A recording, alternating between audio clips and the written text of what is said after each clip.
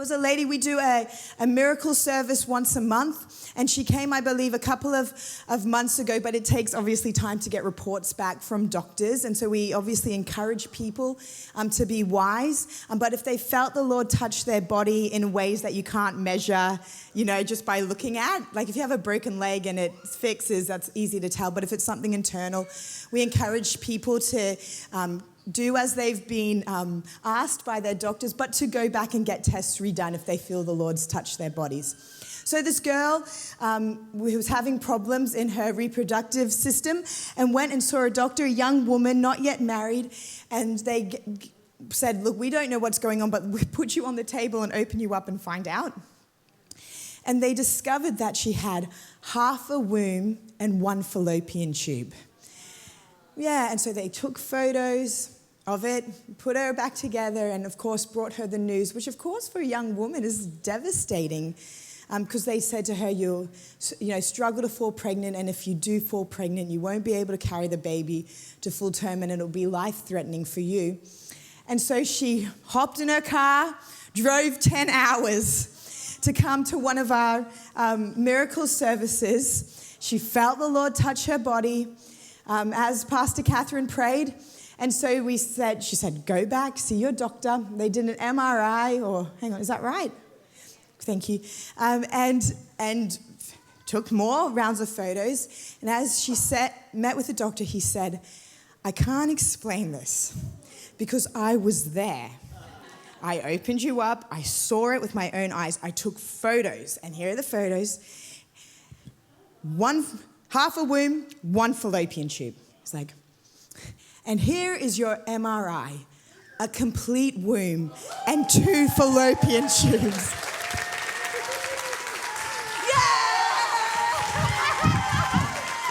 He's so good. And so we believe we are genuinely seeing a healing revival hit. Wow. Yeah, even like this past week, I was ministering at a Baptist church in Brisbane. How cool is that? Well, actually in Ipswich, just west of Brisbane. And there was a woman who had a surgery on her right foot, and she couldn't move her ankle. It was like the surgery had just ruined things and nerves and brain signals, and so her foot just wouldn't move. It was like it was fused together. Anyway, the power of God touched her body, totally healed. And so we genuinely believe that the Lord is doing a great work among us, but I feel like in this move of God, it's in the team. Oh, it's in the unity. It's in the linking of arms with one another, because there is much work to do in the kingdom of God. And Leo and Christine, as wonderful and on fire and powerhouses as they are, they can't do it all. They can't do it all. And that's why it's so significant for you as a house that you equip the saints, according to Ephesians chapter 4, for the work of the ministry. And so it's all in, all together. That's why I feel like the Lord's saying today to you that you must realize, Psalm 24, that the King of Glory is coming through you. Through you. It doesn't, please don't limit it to a stage on Sunday. This is like 2% of what I do. Right? Whoa, okay. You can touch the people that I'll never meet. Right? And you can understand different industries and cultures that perhaps I don't understand. And you can speak the language of designers and architects and artists that perhaps I wouldn't know how to speak. And so you are so significant in the kingdom of God. He gives his spirit. He gives the kingdom without partiality. And this is what I love about the kingdom. The hungry always get fed. The hungry always get fed. And so all it requires of you is yes. Yes, please. Yes, please. And laying down your life and giving up what you were never called to be. Letting go of the things that he never asked you to partner with. The lies of the enemy. the fear of the future, selfish living, selfish desires. Oh no, there is a kingdom wanting to advance through you. I often say to people, I'm like, I don't have time to muck about.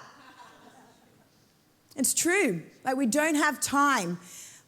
Like, you playing it small doesn't help the world. Like, there is a kingdom ready to advance in you, and the same Spirit, it says, the same Spirit that raised Christ from the dead dwells in you. Whoa, the same Spirit dwells in you. What happens when you let him out? The same Spirit manifests. And so what do you do then? Well, you just believe it.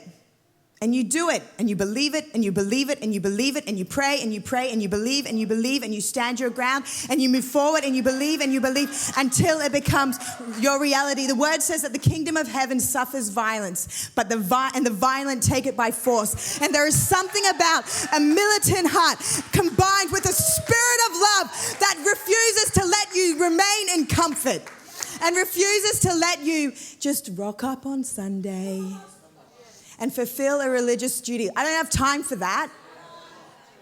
I'm like there are nations as our inheritance available. Ooh.